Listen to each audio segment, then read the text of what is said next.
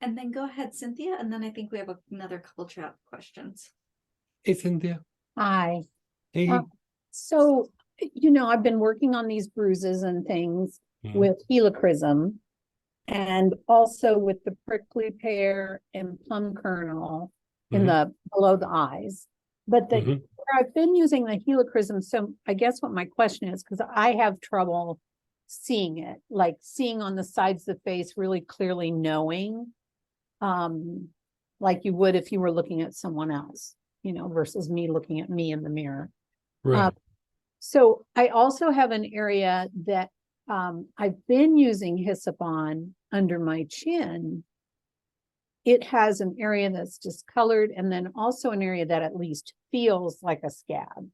Okay. So part of my question is in regards to the helichrysum, there are certain areas on my face that feel as if they might be either drying out a lot or almost reddening a little on the surface of the skin. So I'm trying to figure out if I need to tag team helichrysum with something else, or I would put it probably in general first. I would probably put it in some sort of little bit of carrier. And what would you suggest for the carrier? You could do like a little bit of rosehip oil, or you could use a little bit of the prickly pear oil on that area. If you don't want it to be oily, like a base oil like that, take like a little drop, like a few little drops of like aloe vera, and put a drop of the oil in, and then move it around, and then put it in the area. That could be very helpful. It'd be very soothing, and also moisturizing to the skin without making it oily. Okay. Do you think the prickly pear would help the discoloration that's on the neck?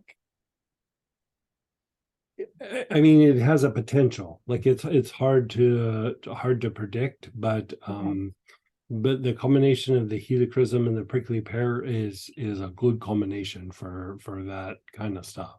Yeah. Right. Yeah. That's probably the biggest.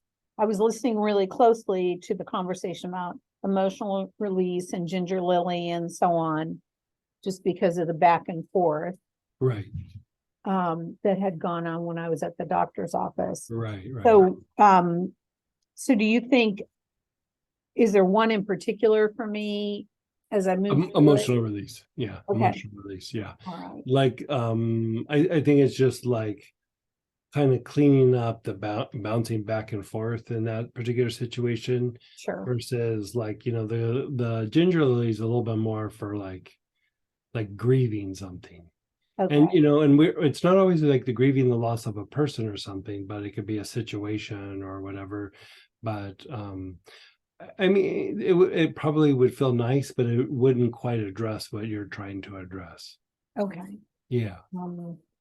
And if I have any other questions. So what I currently have, I could do more of the prickly pear. Do I need to do it separate or just, okay. No, just you could add a little extra drop like for under the neck and stuff. You could add a little extra drop of helichrysum when you do that, but it's kind of good to go. All right. That's great. Thank you. Yeah. You're so